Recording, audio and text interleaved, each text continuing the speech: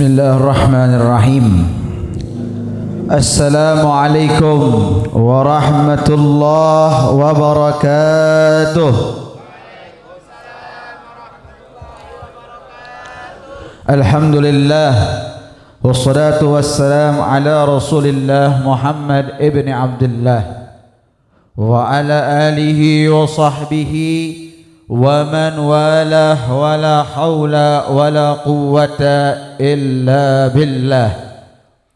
Ashhadu an la ilaha illallah wahdahu la sharika lah wa ashhadu anna sayyidana wa habibana wa syafi'ana wa nur qulubina wa maulana Muhammad abduhu wa rasuluhu la nabiyya ba'da. Subhanaka la ilma lana illa ma 'allamtana innaka antal alimul hakim wa tub alaina innaka antat tawwabur rahim. Rabbi shrah li sadri wa yassir li amri wahlul 'uqdatam min lisani yafqahu qawli. Allahumma aghnina bil ilmi wa zayyina bil hilmi wa akrimna bit taqwa wa jammilna bil afiyah. Amma ba'd. Pertama-tama yang saya hormati, yang saya muliakan kepada para kiai, para habaib, para asatidhah agama, wabil khusus guru orang sadayana Kiai Haji Momon, mudah-mudahan Allah berikan panjang umur beliau, berikan beliau sehat wal afiat. Dan kepada para dewan asatid, dewan guru majlis Jalsatul Ahad, mudah-mudahan Allah berikan mereka semua sehat wal afiat, panjang umur fi taatillah, amin ya rabbal. Dan kepada sahibul hajat yang bernama Bapak Zainuddin berserta istrinya, mudah-mudahan Allah berikan beliau beserta keluarganya keberkahan dunia dan akhirat. Dan kita doakan anak beliau yang mau dihitan besok malam yang bernama Saudara Rangga Bagasaputra, mudah-mudahan Allah lancarkan khitanannya dan Allah jadikan anak yang saleh, anak yang cinta Allah dan cinta Nabi besar Muhammad sallallahu alaihi wasallam, amin ya rabbal. Dan kepada para hadirin dan hadirat, tetamu Allah, tetamu baginda Rasulullah,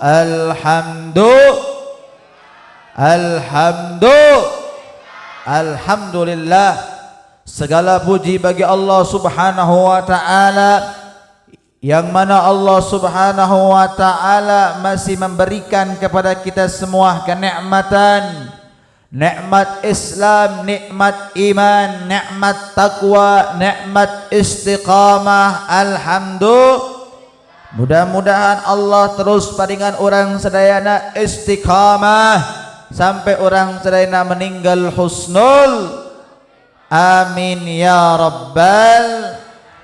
Para hadirin dan hadirat, tetamu Allah, tetamu baginda Rasulullah, alhamdulillah, duduknya kita semua di malam hari ini, berkumpulnya kita semua di malam hari ini, tiada lain perkumpulan orang wengi ieu perkumpulan nu bisa ngajantenkeun Kanjeng Nabi Muhammad bangga ka urang sadayana.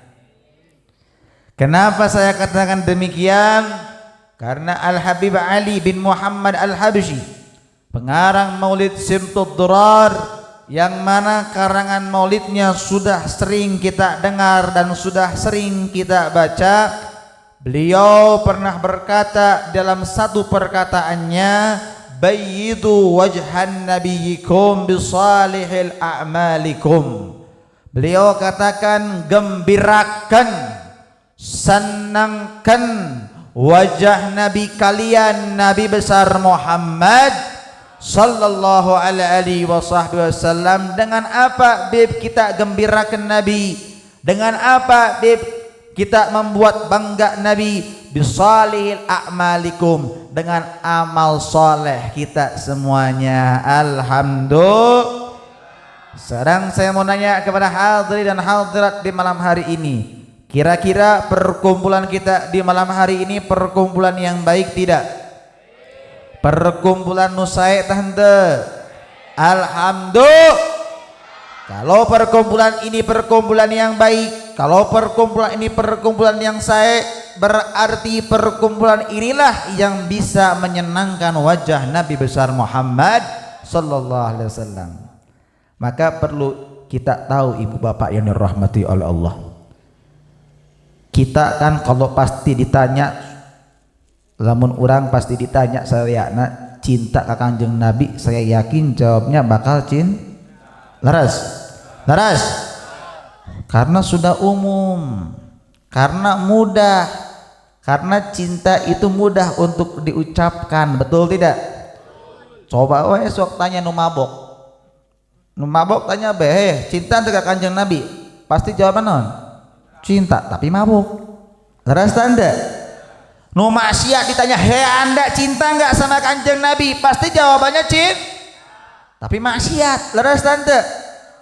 Karena kenapa? Karena pada umumnya mau nggak mau orang itu maksiat apa mau itu orang taat, kalau ditanya cinta sama Nabi ya jawabannya pasti tapi cinta yang sebenarnya itu bukan dalam ucapan.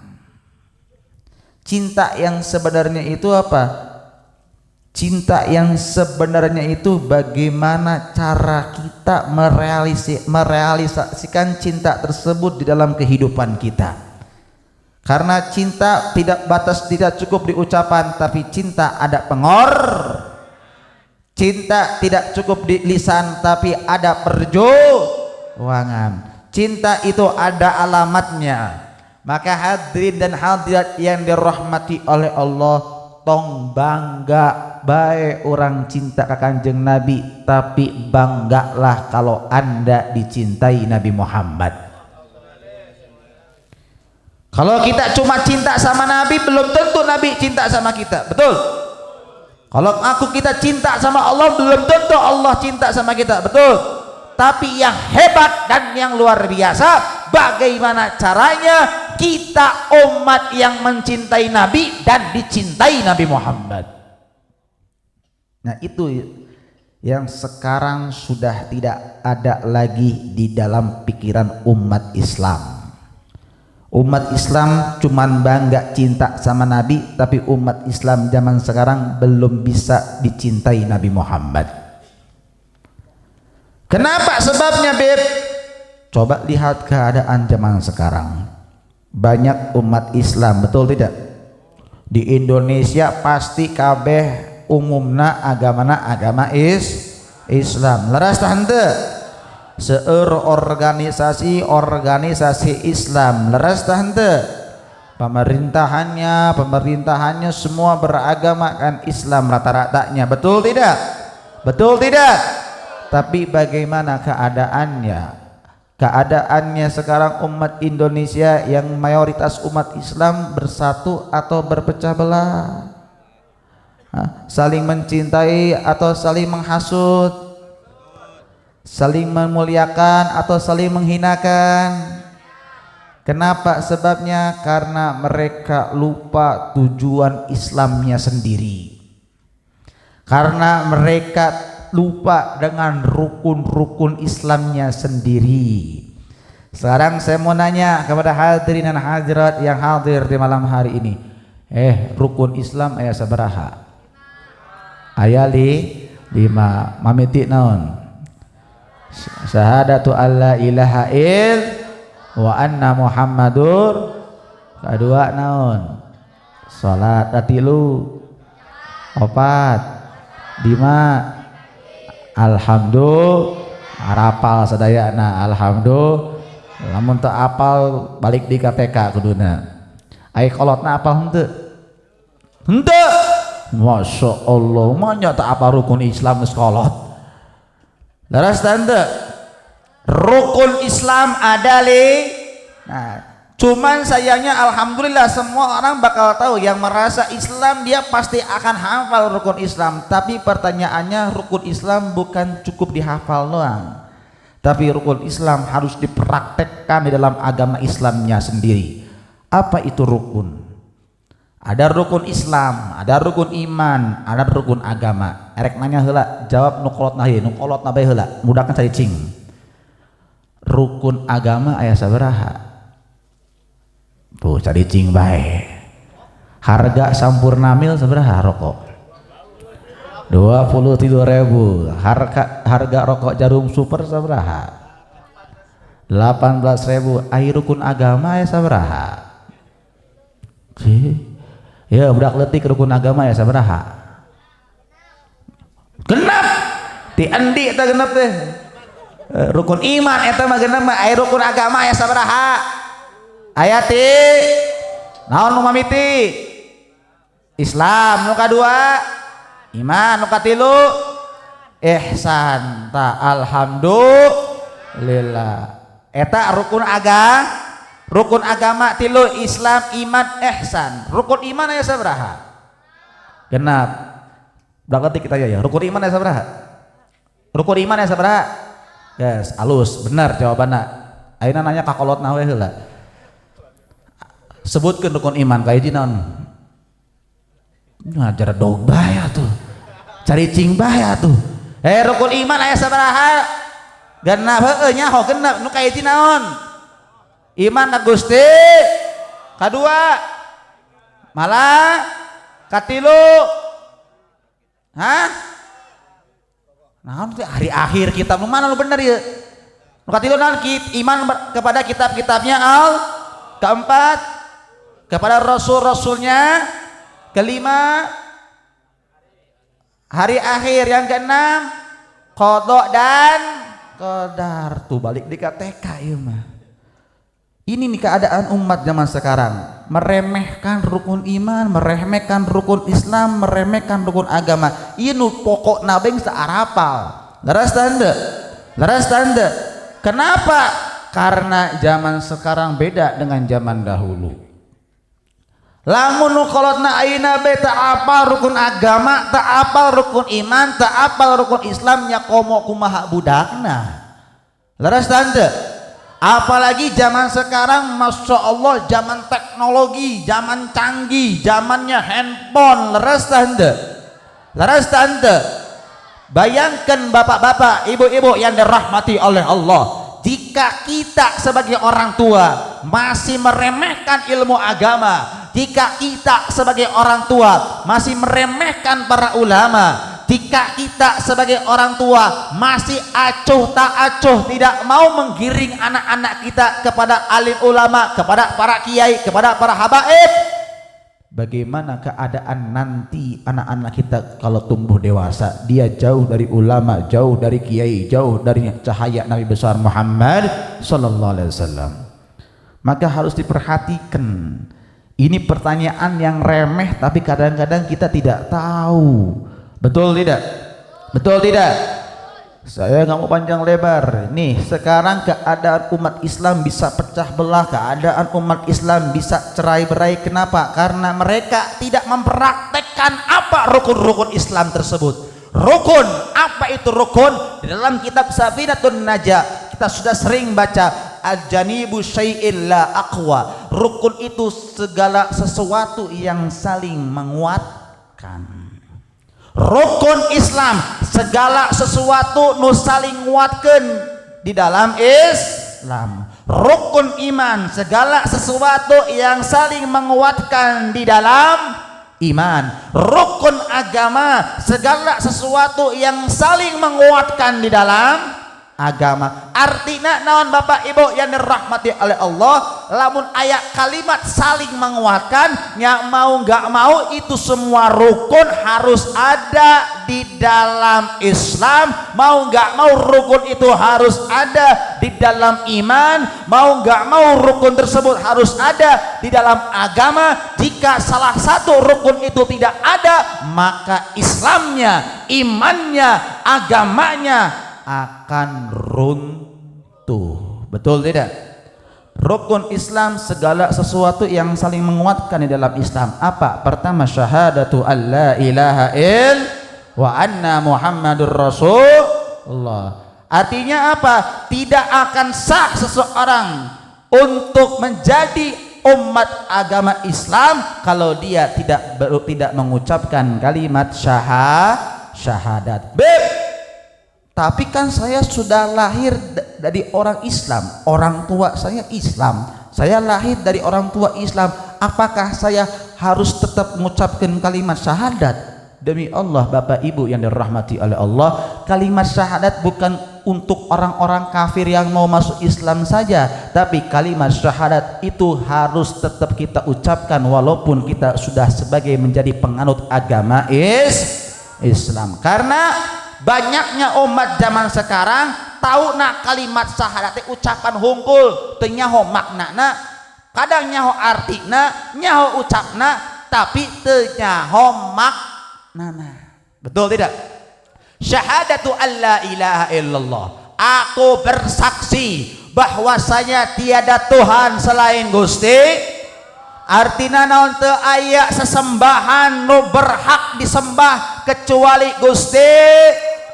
Kita gak boleh nyembah kepada pohon, kita gak boleh nyembah kepada batu, kita gak boleh nyembah kepada uang, kita gak boleh nyembah kepada hewan, karena tidak ada sesembahan yang berhak disembah kecuali Allah.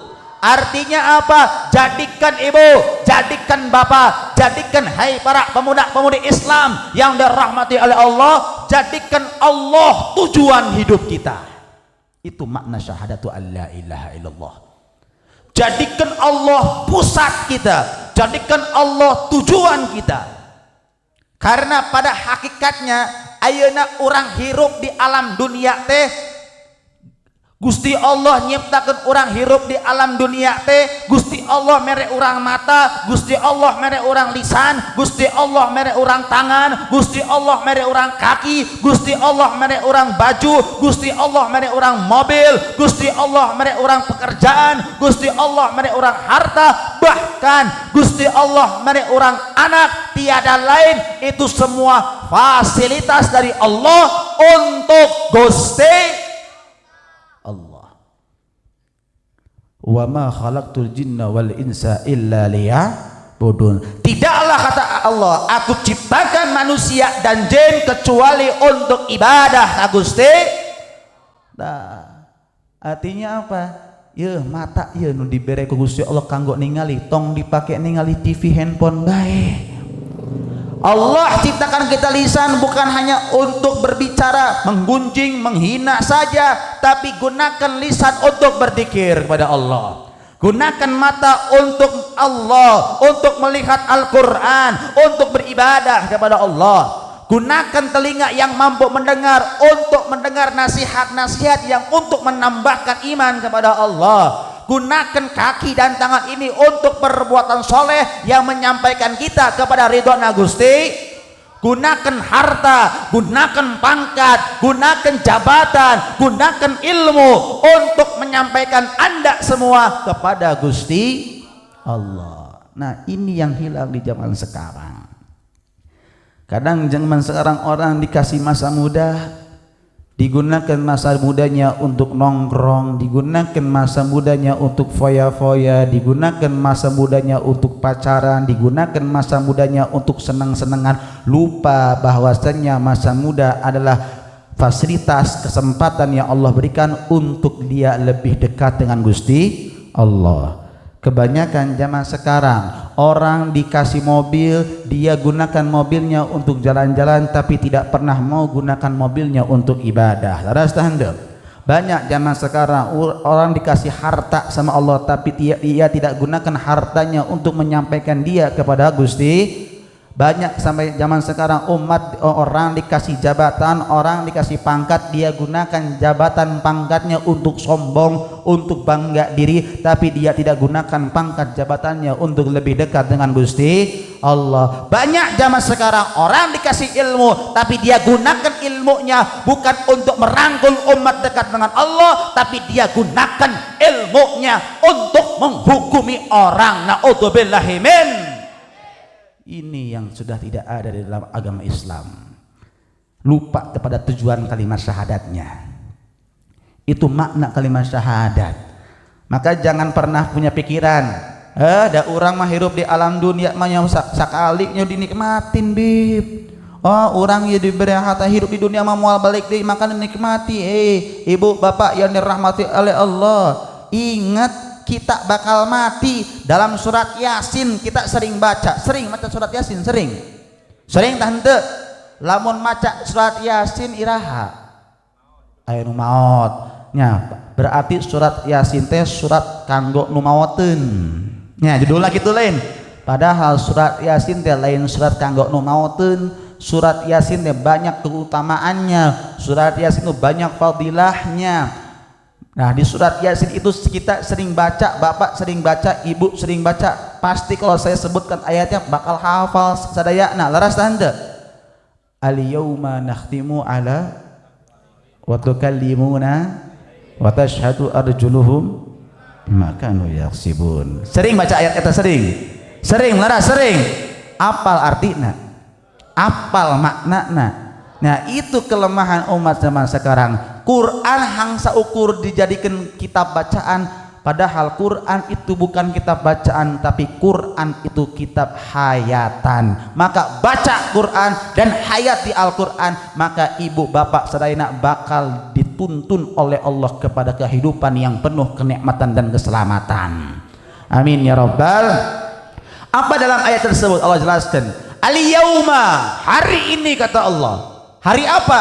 Hari kiamat nanti, hari persidangan nanti. Nakhtimu ala afwahihim, kata Allah, aku kunci mulut kalian semuanya. Wa tukallimuna aydihim, tangan-tangan kalian akan berbicara di hadapan Allah. Wa tashhadu arjuluhum, dan kaki-kaki kalian akan bersaksi di hadapan Allah. Bima kanu yaksibun, dengan apa-apa yang dahulu pernah kamu perbuat di alam dunia. Artinya sekarang kita hidup itu direkam oleh Allah. Dari kita bayi sampai kita nanti mati, hidup kita akan direkam sama Allah. Maka alangkah anehna jalma ayeuna.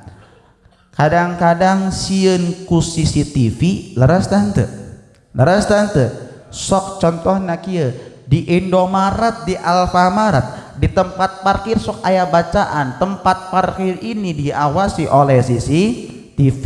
Teh aya jalmi niat erek nyokot helm, aya jalmi niat erek maling helm. Pas erek maling helm di parkiran Alfamart Indomaret aya bacaan tempat parkir ini diawasi oleh CCTV. Kira-kira jadi maling tante kunaon? Sieuna kunaon? Ku sisi, padahal teu nyaho CCTV mah pareum meureun be CCTV da pajangan laras tante. Tapi geus ku bacaana be geus sieun. Padahal teu apa CCTV da belah mana? Langsung geus maca bae tempat ini diawasi oleh CCTV yang ada di benak otak orang tersebut bahwasanya CCTV ini adalah kamera, dan kalau aku maling helm di tempat ini muka aku terekam kamera. Kalau sudah terekam kamera nanti aku dilaporkan, kalau aku dilaporkan aku ditahan oleh polisi. Betul tidak? Pikirannya langsung ke situ. Betul. Cuman ayeuna tah jelema ayeuna sieun ku CCTV teu sieun ku Gusti Allah. Padahal Gusti Allah non Maha melihat. Betul tidak? Di ayat kursi Allah sudah jelaskan, la ta'khuduhu sinatun. Allah gak pernah ngantuk. Allah gak pernah tidur. CCTV pasti ada rusaknya. CCTV pasti ada matinya, tapi pandangan Allah, rekamannya Allah, penglihatannya Allah tidak pernah mati, bahkan Allah tidak pernah ngantuk dan Allah tidak pernah tidur. Maka Allah akan selalu memantau kita kapanpun, dimanapun. Bahkan ada semut hitam yang jalan di batu yang hitam, di keadaan yang gelap gulita, Allah tahu gerak semut tersebut, Allah tahu langkah semut tersebut. Bagaimana dengan kita semuanya? Nah, gara-gara kita kurang mengenal Allah, kurang mengenal syahadat, akhirnya apa? Kadang-kadang kita punya pikiran gini, bisa maksiat, bisa berbuat dosa. Kenapa? Karena tidak ada yang melihat kita. Lah kalau orang tenyaho, lah anak orang tenyaho, lah pamajikan orang tenyaho, lah salaki orang tenyaho, lah tetangga orang tenyaho, orang tidak kersorangan. Akhirnya dia berbuat padahal Allah lihat dia. Dan nanti perbuatan maksiat orang, memang di dunia tidak ada yang mengetahui perbuatan maksiat kita. Memang di dunia tidak ada yang tahu perbuatan dosa kita. Tapi nanti di hari kiamat, wa may ya'mal mithqala dzarratin khairan yara wa may ya'mal mithqala dzarratin syarran.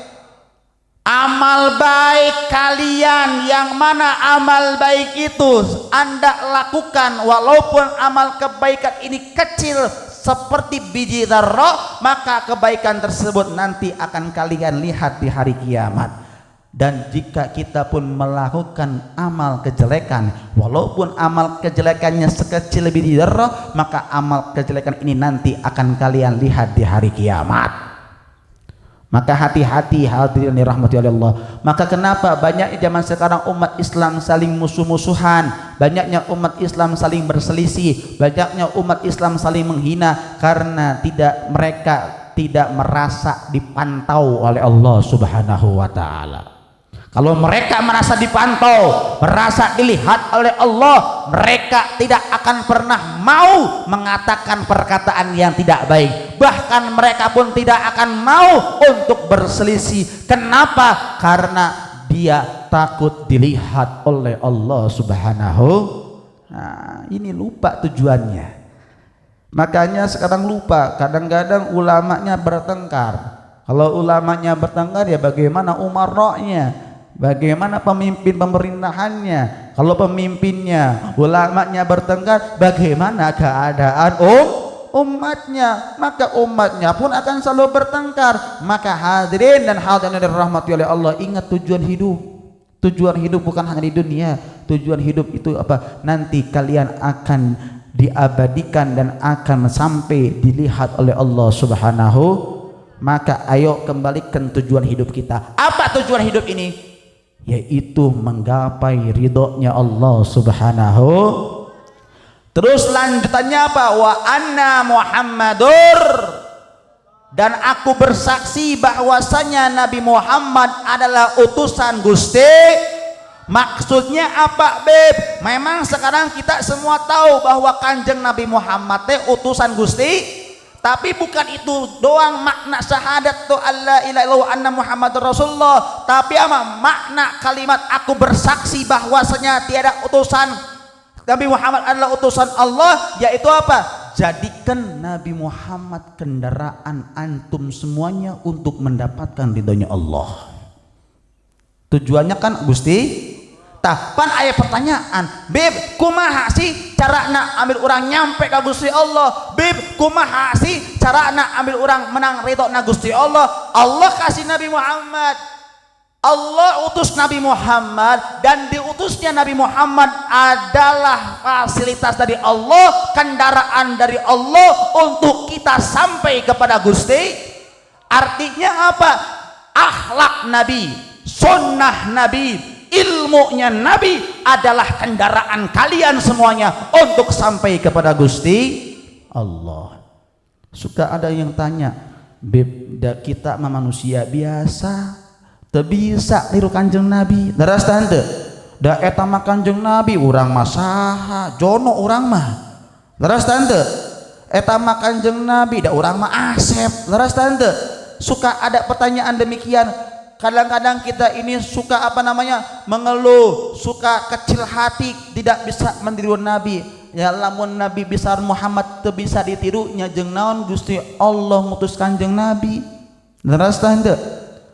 Pan geus dibejakeun, laqad ja'akum rasulun min anfusikum. Allah jelaskan dalam Al-Qur'an, laqad ja'akum, telah aku datangkan kepada kalian rasulun, utusan, min anfusikum, dari golongan kalian. Artinya Artinya apa? Lamun Gusti Allah ngutus Kanjeng Nabi, ngadatangkeun Kanjeng Nabi ka urang sadayana, tapi bukan dari golongan kita, meureun Kanjeng Nabi malaikat, nya urang bakal bisa ngajawab, beb da Kanjeng Nabi Muhammad teh malaikat, da urang mah maka boleh kita katakan saya nggak bisa niru Nabi, tapi Allah utus Nabi bukan dari kalangan malaikat, tapi Allah utus Nabi dan Allah datangkan Nabi kepada kita semuanya min anfusikum, dari kita golongan Artinya apa? Nabi sama seperti kita, Nabi makan sama seperti kita, Nabi tidur sama seperti kita, Nabi minum sama seperti kita, Nabi menikah sama seperti kita. Artinya apa? Kita masih bisa meneladani dan kita masih bisa niru Kanjeng, walaupun kita tidak bisa sempurna meniru Kanjeng Nabi, karena Nabi memang manusia tapi bukan manusia tapi bisa masih kita tiru. Kita masih bisa tiru minumnya, kita masih bisa tiru akhlaknya, kita masih bisa tiru tataan bicaranya, kita masih bisa tiru tidurnya, kita masih bisa tiru makannya. Kenapa? Karena Nabi sama seperti kita cuman Nabi bukan manusia biasa. Faham dah henteu? Faham dah henteu? Ta umat zaman ayeuna lupa dengan kendaraannya. Maka kenapa keadaan umat sekarang morat marit? Karena jauh dari akhlak Nabi Muhammad. Kenapa umat sekarang morat marit? Karena ulamanya kurang menjelaskan dan kurang menjelaskan kepada umat bagaimana sosok Nabi Muhammad. Makanya tugas ulama zaman sekarang, ayo hei para ulama, hei para kiai, ajarkan umat sekarang akhlak Nabi Muhammad. Karena umat zaman sekarang minim akhlak Nabi Muhammad. Betul? Betul? Umat zaman sekarang sudah lupa dengan sosok Nabi Muhammad. Maka ayo para alim ulama, ayo para habaib, ayo para kiai, ajak umat Nabi Muhammad untuk lebih kenal Nabi Muhammad. Ajari mereka sejarah Nabi Muhammad, ajari mereka bagaimana siapa sosok Nabi Muhammad, ajari mereka bagaimana teladannya Nabi Muhammad SAW, agar umat mengerti dan meneladani Nabi Muhammad SAW. Itu maka pentingnya pengajian, pentingnya jalsatul ahad, pentingnya rutinitas semacam ini. Agar apa? Agar generasi bangsa, agar umat-umat duduk di majlis taklim, duduk di jalsa ahad, agar mengerti bagaimana sosok Nabi Muhammad. Maka hadirin dan hadirat yang dirahmati oleh Allah, ingat ya, ingat, anak-anak kita adalah titipan dari Allah. Anak kalian semua titipan dari Allah. Maka jangan kau lupa didik mereka untuk mengenal sosok teladannya Nabi Muhammad. Karena zaman sekarang rumah-rumah umat Islam, rumah-rumah umat Muslim, di dalam rumah-rumah mereka guru-guru anaknya adalah kartun. Leras tante? Guru-guru anak zaman sekarang yaitu bintang sinetron. Leras tante? Guru-guru zaman ayeuna, guru-guru anak orang ayeuna sadayana TikTok. Leras tante? Guru-guru anak-anak zaman ayeuna YouTuber. Leras tante? Guru-guru anak-anak zaman orang ayeuna drakor, drama Korea. Leras tante? Leras tante? Makanya anak-anak zaman sekarang kiblatnya sinetron, kiblatnya kartun, kiblatnya orang-orang Yahudi, kiblatnya orang-orang Nasrani. Kenapa? Karena orang tuanya yang memberikan fasilitas dan ruang bagi anak-anaknya agar anak-anaknya meneladani mereka orang-orang Yahudi dan Nasrani, sehingga anak-anak zaman sekarang lebih kenal YouTuber tapi tidak kenal sahabat Nabi Muhammad. Anak-anak zaman sekarang lebih pandai menyanyi tapi tidak pandai mengaji. Anak-anak zaman sekarang lebih cinta kepada artis sinetron tapi tidak cinta kita kiai dan ulama. Kenapa? Karena orang tuanya sendiri yang memberikan fasilitas tersebut. Betul, betul. Kapungkur ya orang TK, kapungkur orang TK cerik kakolot teh, cerik kakolot meta pangmelikeun tutunjuk paranti ngaji, tutunjuk nu baheula apa nu puruntel teh jikana makroni teh warna-warni. Ingat tante, ingat tante, moal ingat ante mah ingat ka handphone terus tante. Nah dulu saya TK cerik kakolot meta pangmelikeun tutunjuk nu warna-warni. Tapi tingali sok anak ayeuna umur TK cerik kakolot minta naon? Kota. Cerik kakolotna minta naon? Handphone. Cerik kakolotna minta naon? Main game. Cerik kakolotna minta naon? Hah? Hah? Minta pangmukakeun YouTube, minta panyieunkeun Facebook, minta panyieunkeun Instagram. Leres tante? Leres tante? Beda tante. Beda tante kapungkur anak-anak leutik jeung zaman ayeuna. Beda tante. Kenapa beda? Karena dulu tidak ada teknologi dan sekarang ada teknologi. Dan dulu orang tua dulu lebih senang anaknya mondok pesantren dibanding di rumah. Tapi kalau zaman ayeuna lebih senang anaknya di imah tinimbang anaknya mondok pesantren. Betul? Betul? Sok ya kolot baheula mah sakola mana di Hadramut. Saya masih ingat itu ke Hadramut mangkat ke Arab 2 tahun ditinggalkan anaknya. Leres tante tuh di kabaran kajen itu didikan orang tua zaman dahulu. Walaupun dalam hati kecil mereka sedih ditinggal anaknya, tapi mereka tidak mau kesedihan itu akan selama-lamanya, tapi mereka lebih baik sedih sementara nanti bahagia selama-lamanya kalau anaknya mondok pesantren. Dan ketika anaknya mondok pesantren keluar dari pondok pesantren menjadi anak yang saleh dan saleha, maka kesedihan dia ketika ditinggal anaknya mondok pesantren akan berubah menjadi kebahagiaan karena melihat anaknya saleh dan Tapi kalau zaman ayeuna kakare anakna mondok sabulan indung nangis ngomong ka bapakna, "Pak, aduh ayo buru ulin ka pondok, Pak. Tingali anak urang, Pak. Urang teh kangen ka anak urang, Pak." Eras tante. Geus ditingali anakna ceurik kolotna, "Aduh, Pak, karunya pisan eta anak urang, peot pisan di pondok teh sugan teh di Paraban. Kumaha daharna, kumaha nyeuseuna." Eras tante. Akhirna indungna ngomong ka bapana, "Geus, Pak, mendingan budak teh di imah bae lah. Ngajina di imah bae lah, ambir ka awasi, ambir ka tingali ku urang, ambir daharna ngeunah teratur, sarena teratur." Laras tante kakarek sabulan 2 bulan mondok dicokot ke kolotna, dijemput ke kolotna. Ketika dijemput oleh orang tuanya bahagia. Kenapa? Karena bersama anak-anaknya di rumah. Betul tidak?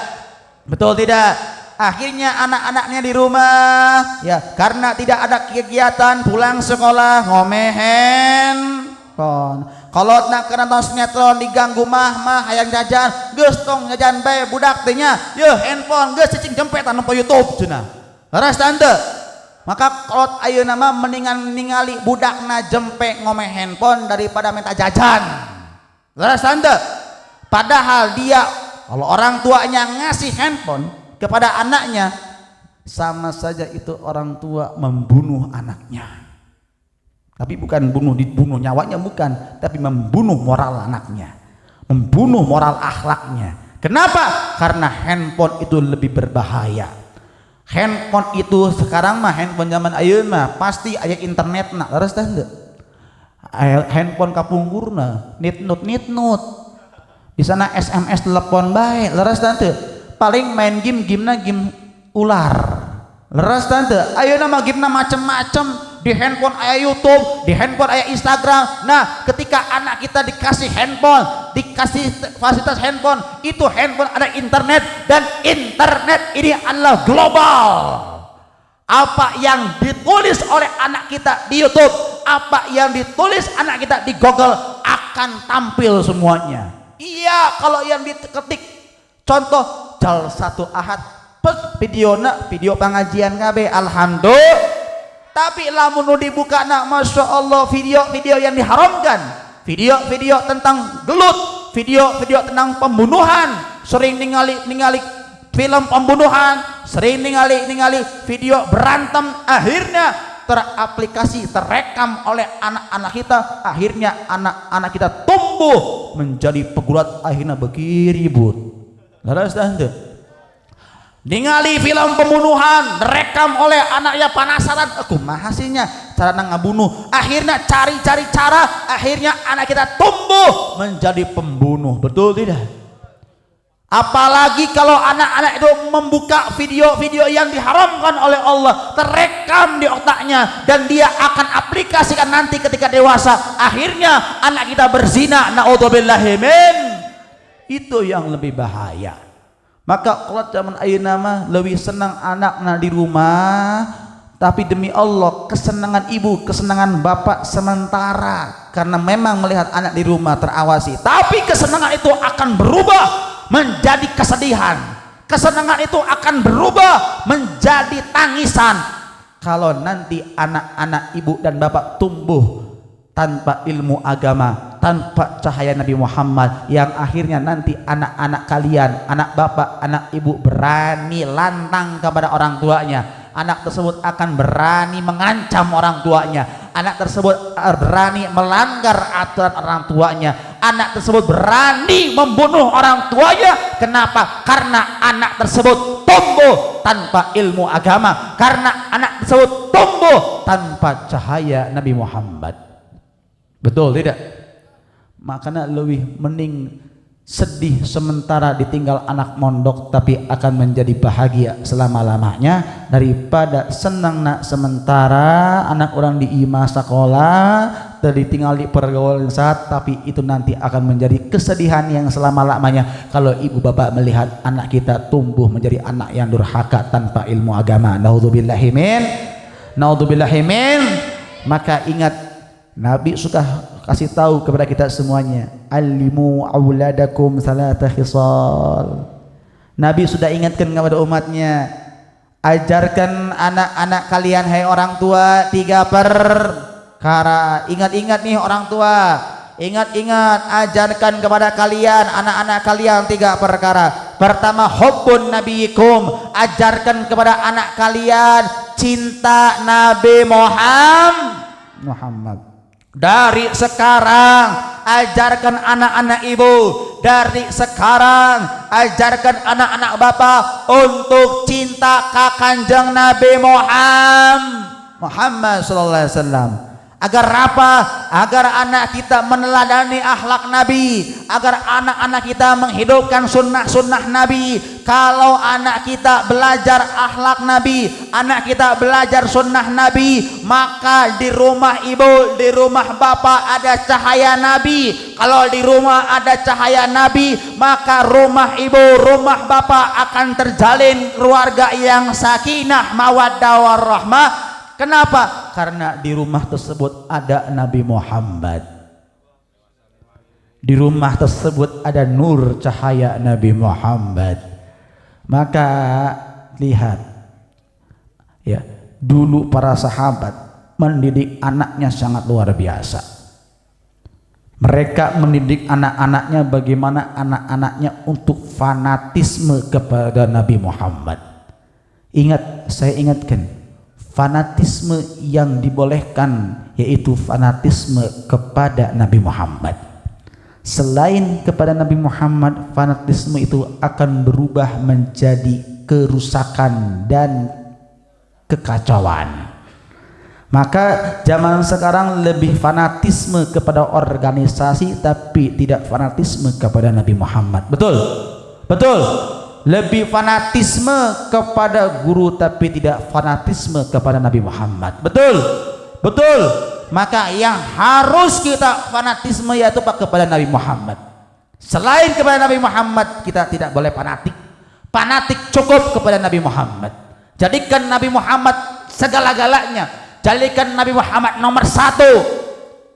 Jikalau bahkan ada guru kita pun, yang mana guru kita ini mendidik kita jauh dengan Nabi Muhammad, maka kita berhak tinggalkan guru tersebut. Kalau ada orang tua yang mana orang tua itu mendidik kita jauh dengan Nabi Muhammad SAW, maka harus kita tegaskan. Karena apa? Nabi Muhammad di atas segala-galanya. Maka kadang-kadang aneh ya, cinta kepada Nabi Muhammad, tapi ketika ada Nabi Muhammad dihinakan, dia santai-santai saja. Ketika Nabi Muhammad dibuat kartun, dibuat karikatur, dia katakan santai-santai saja. Betul tidak? Tidak ada cemburu. Tapi ketika kiainya dihina baru marah.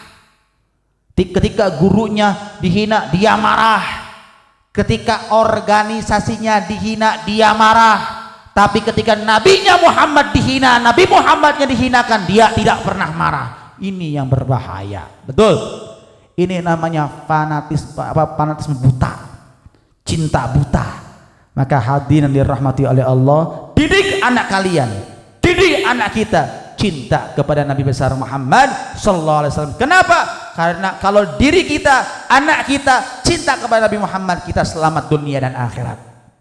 Gimana caranya duduk dengan majelis ulama, duduk dengan para alim ulama, duduk dengan para habaib, duduk di majelis-majelis semacam ini. Karena dengan duduknya kita di majelis ulama ini akan tumbuh bibit-bibit cinta kepada Nabi besar Muhammad sallallahu alaihi wasallam. Yang kedua, ajarkan anak-anak kalian hubbu ahli baiti, kata Rasulullah. Ajarkan kepada anak-anak kalian cinta keluarga Kanjeng Nabi. Sekarang Masya Allah, lihat para duriyah Nabi, para habaib sudah berani, banyak-banyak yang berani yang menghinakan para duriyah Nabi. Betul? Banyak zaman sekarang ya, orang-orang sudah berani menghinakan para duriyah Nabi. Betul? Hati-hati. Kenapa? Karena zaman sekarang sudah tidak ada lagi pendidikan bagi anak-anak, pendidikan bagi umat untuk dekat dan mengenal keluarga Nabi besar Muhammad sallallahu alaihi wasallam. Dan memang saya katakan ya, habaib yang ada di Indonesia itu manusia. Betul? Yang namanya manusia itu nggak sempurna. Betul?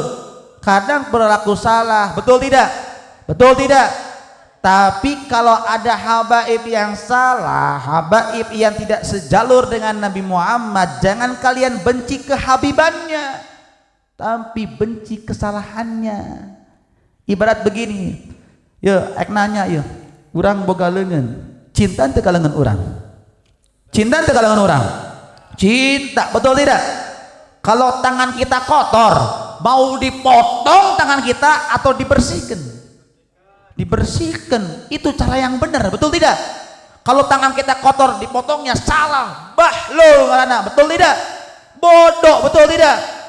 Begitu juga kalau kita melihat habaib duriyah Nabi yang tidak baik akhlaknya, tidak baik tutur katanya, jangan kau benci duriyahnya, jangan kau benci habibnya, tapi apa? Benci akhlaknya, benci sifatnya. Kalau sudah lihat ada habaib yang akhlaknya tidak baik, tegur dengan sopan, tegur dengan akhlak, bib jangan begini, ini enggak baik bib. Ingatkan, karena mereka manusia, karena mereka adalah manusia yang selalu salah.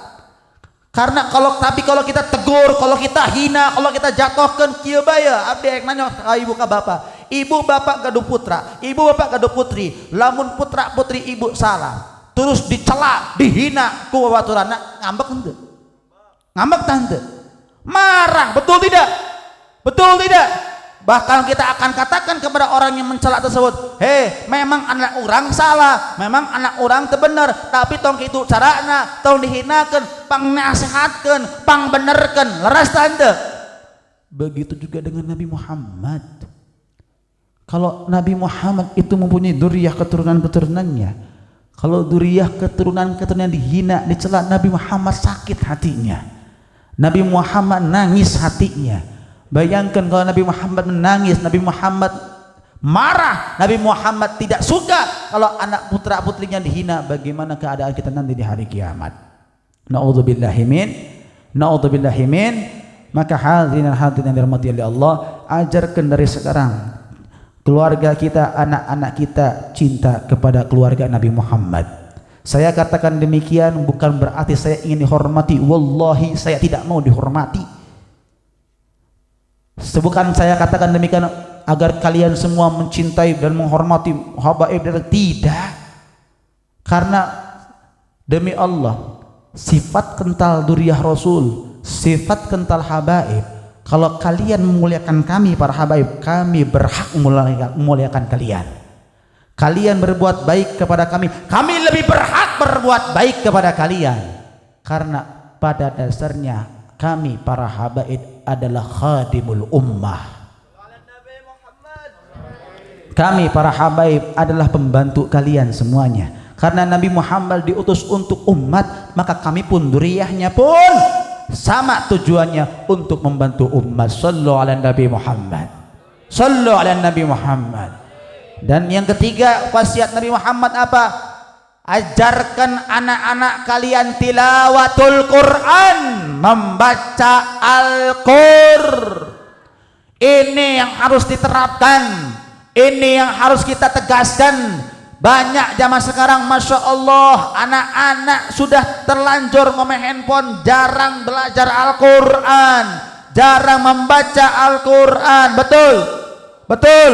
Sekarang saya mau nanya, di rumah kita pasti ada Al-Quran, di rumah kita pasti ada handphone, di rumah kita pasti ada televisi, tapi yang sering kita pandang, yang sering kita pegang yaitu handphone dan televisi. Betul tidak?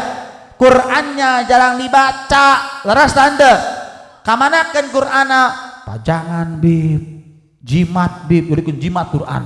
Ya Allah, naudzubillahi min. Masya Allah. Ayo Pak, ayo Bu, giring anak-anak ini baca Al-Quran. Ajarkan, dekatkan mereka dengan alim ulama.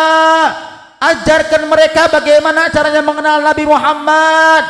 Sekarang Masya Allah, orang tua zaman sekarang itu lebih mementingkan anaknya sekolah yang baik, sarjana yang benar, tidak memperhatikan bacaan Quran anak-anaknya, tidak memperhatikan bagaimana cara wudhu anak-anaknya, tidak memperhatikan bagaimana sholat anak-anaknya. Betul? Betul? Dan terkadang Masya Allah sekarang miris ya, sekarang miris, hampir saya lihat seluruh kampung itu guru-guru ngaji ya, guru-guru ngaji, guru-guru ustadz suka ngeluh sama saya. Dan saya tanya, Ustadz, kenapa kok madrasahnya sepi? Ustadz, kenapa kok yang ngaji dikit?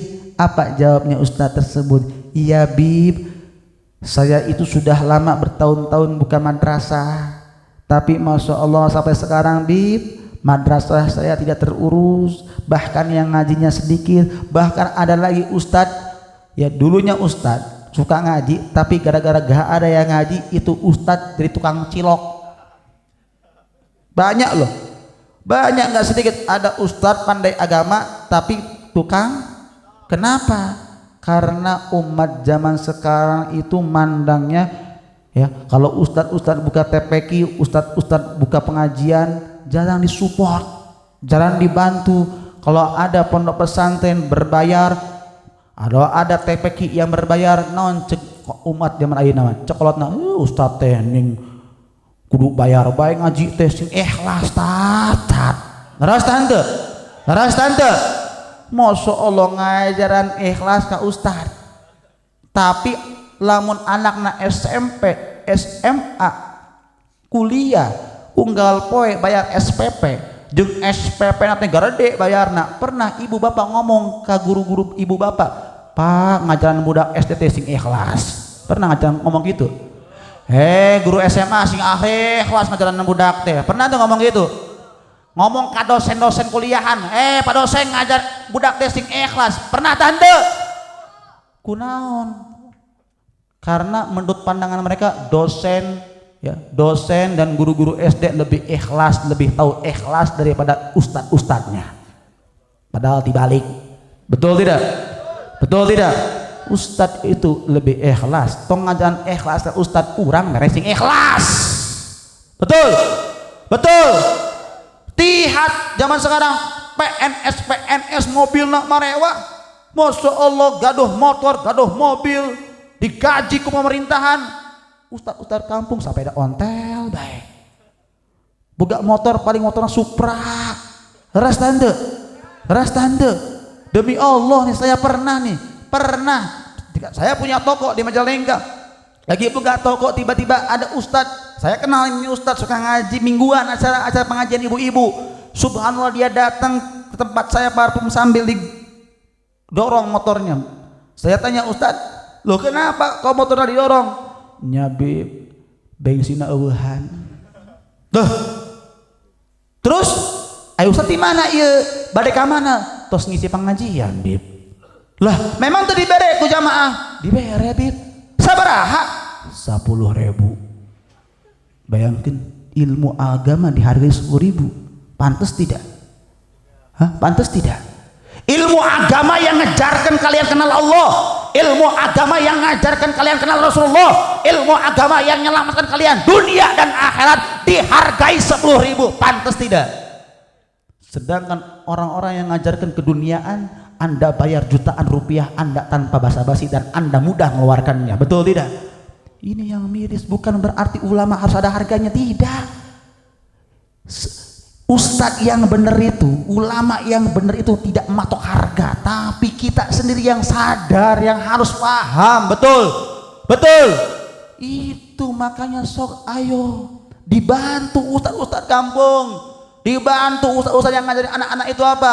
Kasih mereka sebagian mereka harta-harta kita, sisihkan harta-harta kita demi Allah. Ya, duit nu dibere ku ibu ka bapak ka ustadz lain di dahar sorangan ku ustadz. Nah, bahkan mereka akan gunakan uang itu untuk anak-anak ibu, untuk anak-anak bapak, untuk kemaslahatan bangsa dan negara.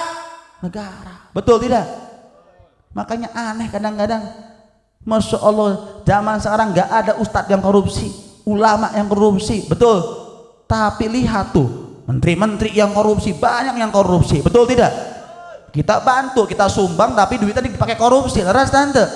Ya nah orang gampang ngalurkan duit kanggo mereka, tapi hesek ngalurkan duit kanggo ulama. Padahal ulama tidak pernah minta proyek, ulama tidak pernah minta uang. Adapun kalau dikasih uang, dikasih proyek, proyeknya untuk kemaslahatan masyarakat dan umat. Betul tidak?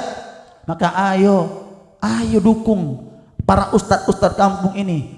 Dukung ku ibu ku bapak, dibantu, dicukupi kebutuhannya. Agar apa? Agar dia semangat ngajaran anak-anak orang baca Al-Quran, agar dia semangat mendidik umat baca Al-Quran.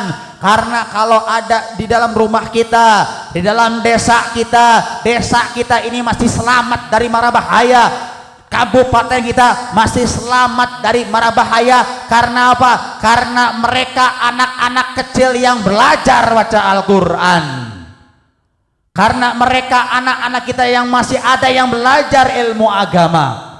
Karena masih ada mereka para kiai, para ulama yang setiap malam tahajud menangis di hadapan Allah untuk kemaslahatan dan keselamatan umat. Betul tidak? Kalau sudah tidak ada lagi orang yang mengajarkan Al-Quran, kalau sudah tidak ada lagi para ulama, para kiai, bagaimana keadaan negara kita? Bagaimana keadaan kampung kita? Bagaimana keadaan kabupaten kita? Bagaimana keadaan provinsi kita? Jauh dari Al-Quran, maka jauh dari Allah dan Nabi besar Muhammad sallallahu alaihi wasallam. Na'udzubillahi min.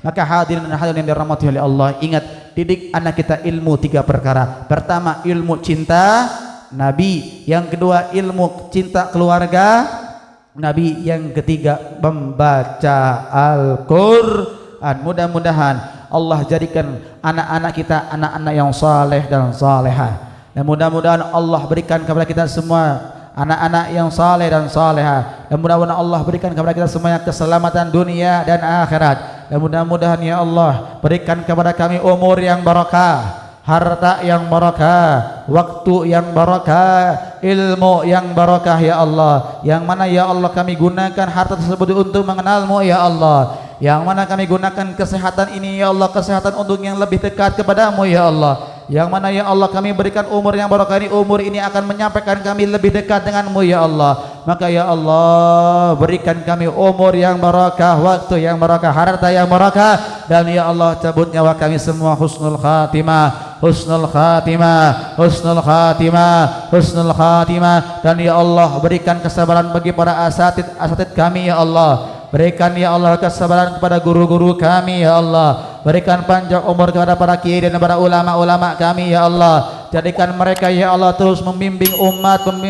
untuk lebih dekat dengan Nabi Muhammad sallallahu alaihi wasallam. Dan ya Allah jadikan majlis ini ya Allah majlis yang terus bersinergi sampai hari kiamat ya Allah. Jadikan majlis ini ya Allah majlis yang terus menjadikan jembatan umat untuk lebih dekat dengan Nabi Muhammad ya Allah. Jadikan majlis ini ya Allah wadah bagi para pemuda-pemudi, bagi para manusia, bagi para umat untuk lebih dekat denganmu ya Allah. Rabbana atina fid dunya hasanah wa fil akhirati hasanah wa qina adzaban nar wa qina adzabal qabri wa qina adzabal mahsyar. Wa sallallahu ala sayyidina Muhammadin walhamdulillahi rabbil alamin bi sirril Fatihah. Nasyaitonirrajim. Bismillahirrahmanirrahim. Alhamdulillah rabbil alamin. Arrahmanirrahim. Maliki yaumiddin. Iyyaka na'budu wa iyyaka nasta'in. Ihdinas siratal mustaqim. Siratal ladzina an'amta 'alaihim ghairil maghdubi 'alaihim waladdallin. Amin. Hadza minni wa minkum. Wassalamu alaikum warahmatullahi wabarakatuh.